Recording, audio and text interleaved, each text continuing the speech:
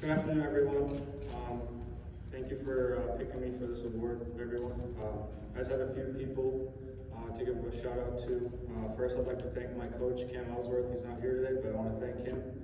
Kevin Cole, my ATs over the year, Nikki and Jess, and then my teammates, past and current, and also the athletic department and Ed Hockenberry. I appreciate it. I would also like to mention the Charlie's family. I've heard a lot about Charlie over the last week or so, what he dealt with and what he did for the school in Norwich, and I really appreciate what he did, and one day I hope that I have the impact he did on Norwich somewhere else.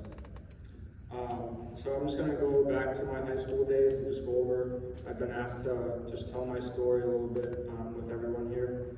And I'm going to go back to my high school, start from there and end where I am today. So back in 2016, my dad was diagnosed with anaplastic thyroid cancer, very rare cancer. I was a sophomore in high school, that was a long time ago. But right before he got diagnosed, he spent an extended amount of time in the hospital. And I really didn't know why at the time, and I eventually found out, and that led to extensive surgeries and also chemo and radiation, which was 5 days a week for about 12 weeks, and it continued on after that too. It was a hard time for me and my family. Seeing him in a state where he was constantly on medications like fentanyl and oxycodone all the time wasn't too great, but he had to take that for the comfort of him while he was going through treatment. The things that me and my family experienced, I don't wish on anyone. As I was a young kid, I was just trying to find my way. What I was going to do next, whether that was go to college right away, continue playing hockey after high school, or going into the military. I learned a lot from this, and the things that I experienced. I'm the oldest brother of 4 boys, so that burden was on my shoulder. I was mostly concerned about my dad's health. You know, it's tough when you see your dad, not only your dad, but your best friend go through something so traumatic, and the way that he fought that, I can't look up to him any more than I do. Also, my mom, she was I don't know how to explain it, but she dealt with a lot, even before my dad was sick, and she took care of 4 boys, raised them well, and all of us are pretty successful, so I can't thank her enough for that. Also, my brothers, I'm the oldest brother, so I took up that burden on. And I was concerned with them at the time because I wanted to shield them as much as possible from what was going on through that time. And it was hard to do with them being in elementary school and middle school, but that's just how it was. So where it kind of went wrong, and kind of went down the wrong path, I started off high school as an honors student my freshman year, and then my sophomore year, I was failing most of my classes, getting D's and D minuses, and I barely graduated high school. I was basically pushed through school. I was a kid that had a lot of friends in high school, and I kind of separated from all of them, and I felt really lonely and helpless at the time. I had no support from anyone. That's opposite of what I've gotten at this school. And once again, I was just a teenager, a 16-year-old trying to find his way in life. So what I took away from this experience, I think a lot of us, some people take family for granted, but I really found out what family means. You know, I spent a lot of time away from home, especially in junior and in college, and I'm going to be moving away from home again. And your time spent with your family is the greatest gift of all, and we all have to realize that. Another thing looking back is I realized is don't feel sorry for yourself and don't make excuses, and that's what I kind of did for myself. I went from an A, B student to failing when it was kind of my choice too for what I was doing. I also realized my dad was one tough dude, my mom was the same, and in the end I really learned who cared about me and who really didn't care about me. So now I'm going to talk about what kind of led me here. So I finished up my junior career and I ended up visiting here in November. And I just loved the challenge that Norwich had to offer me. The military lifestyle, the reputation that Norwich has. I talked to a lot of people that were alumni here, people we're still going here. And then I visited with Steve Matson. I visited Steve Matson and asked him if I could play on the hockey team the next year, and he told me no. And I said why, and he just said the team's filled, and I was like, Steve, it's November. So I came here anyways because I really did believe him, and I also wanted to prove a lot of people wrong. And I also believed I was good enough to play hockey here. And I appreciate that, Steve. I don't think you're here, but thank you for telling me no, Steve.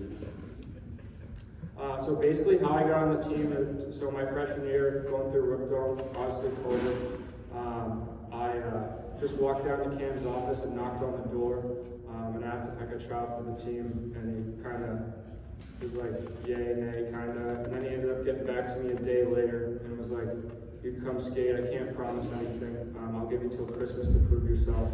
And I was like, okay, I'll take on that challenge.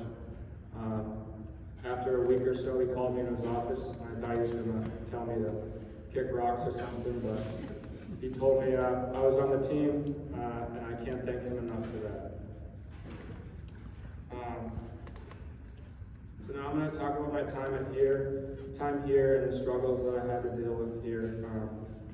So my dad, the cancer went away, and then in 2020, a couple days before the start of Rookdale, my dad was diagnosed again with stage 4 melanoma that spread through his body and also to his brain. He's currently going through treatment right now, immunotherapy and radiation. It was hard for me to come here, and hard for me to stay here. It was really hard at times, especially being a rook. I felt useless, unhelpful, and selfish being here. It was hard for me being here and everyone else was at home struggling and having to deal with that. And I know how it went last time, so that's the way I was looking at it. And I had a lot of questions to myself. Is it going to be as hard as last time, as lengthy as last time? When's it going to end? It was a huge issue I had, and it really affected me. But I thought back to my dad's warrior mentality and what he would do if he was in my shoes. He works as much as he can for his family while he's going through all this, just to support his wife and his 4 kids. He has no excuses. I've never heard him complain once about the situation he's in or anything. And he also doesn't have I can't in his vocabulary when it comes to his fight, which I look dearly to. There's also my Uncle John. He was a firefighter for 25 years and he passed away 11 months ago. And he was kind of my mentor too growing up. Someone that was in public service. He was a firefighter for 25 years. He was diagnosed with pancreatic cancer and was given 6 months to live, and he lives almost 3 years. He's someone that showed me how to, him and my dad both showed me how to be a husband, how to be a man. He was just a great person, and I can't thank him enough for what he's done for me as well. And then there's my cousin Jill. She played hockey at Boston College, and she's the one that kind of showed me the game of hockey and why I fell in love with hockey. She was diagnosed with Ewing sarcoma, a nasty cancer that's spread everywhere through her body at the age of 38 with 2 little kids. And like I said, she's the reason why I fell in love with hockey. She's someone I looked up to, and she also lived with us for an extended period of time when I was little, around 7 or 8 years. So she's basically my big sister. And she's actually getting out of the hospital today after her last treatment. So hoping for the best. But in the end here, I know I'm the one getting the award, but the people that should be getting the award are the 3 that I just mentioned. They're the ones that have been showing courage for a long time now through their fight. So now I'm just going to go into how the people have helped me here and how I excelled here.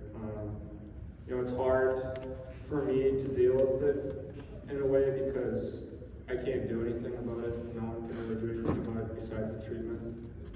And the only thing I can do is be there for support. And there's been a lot of support from the school, people here, and people at home too. And I can't thank my family, my parents enough. Also the support from Cam, my head coach, Kevin, my assistant coach, Jess, our AT, Nikki too. And then strength and conditioning coaches Scott Caulfield and Mackie.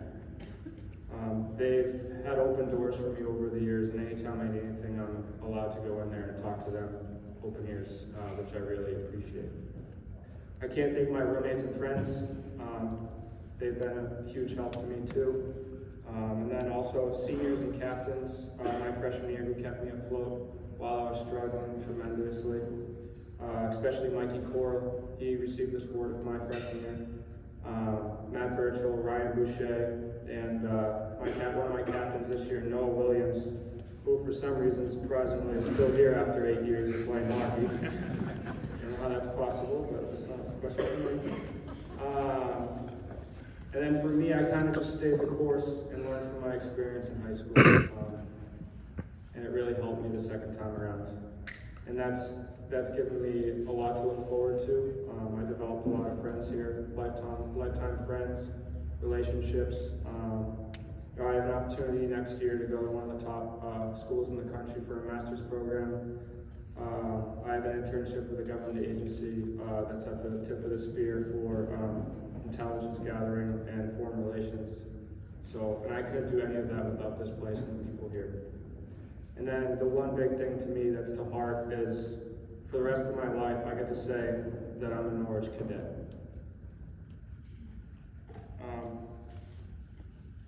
And then in the end, with all of this, just to summarize it all, what I've realized through this whole thing, and still am realizing, is you're going to get punched in the face in life. It's just the reality of it.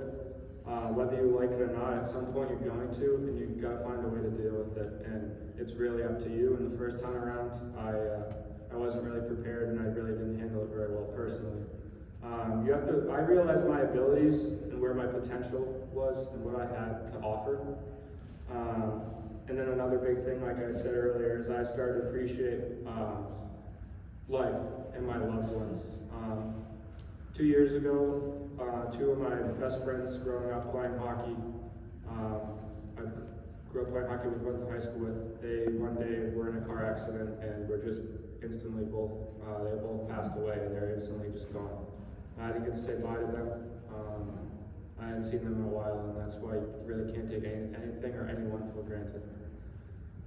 And that comes back to, you don't know what tomorrow holds, so make the most out of today and enjoy it.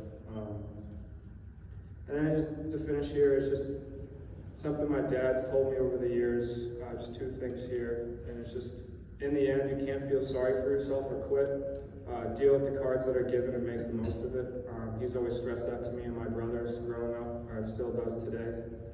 And then there's another story I want to tell. When he first got diagnosed, when I was in high school, I was in the car sitting in the driveway with him, and he told me, you're crazy if you think that you're crazy if you think that cancer's gonna beat me. I don't know if he remembers this, but I lost my dad when I was 9 years old and didn't have a father growing up, and you're crazy if you think I'm gonna let that happen to my 4 boys. And I didn't really think about that then, but I thought about it over the years, and it's kind of helped me realize that I trust him, and I know he's gonna beat his fight. And then to conclude this, I just have some takeaways for everyone moving forward. I hope you got out of this, but like I said, you're gonna be challenged in life. You gotta find a way to come over it. You just got to break it. I was in the deep end of the pool, and if I was in high school now, I'd probably say I shouldn't be here, but I am. So another thing is service before self. I think that's very important. Obviously, the school we go to, compassion. Often through high school and here too, you don't always know what someone's going through. You don't know where they came from. You just have to show them respect. Be grateful for the people and things you have too, I mentioned that. And then never give up and chase your dreams. There was a time where I kind of gave up, and the people around me here, especially the people at home, when I wake up in the morning and I want to slack off or do something else, I have to think about is my uncle and my loved ones, and especially my father. And I realized that he fights every single day. He doesn't care. He doesn't give up. Thank you.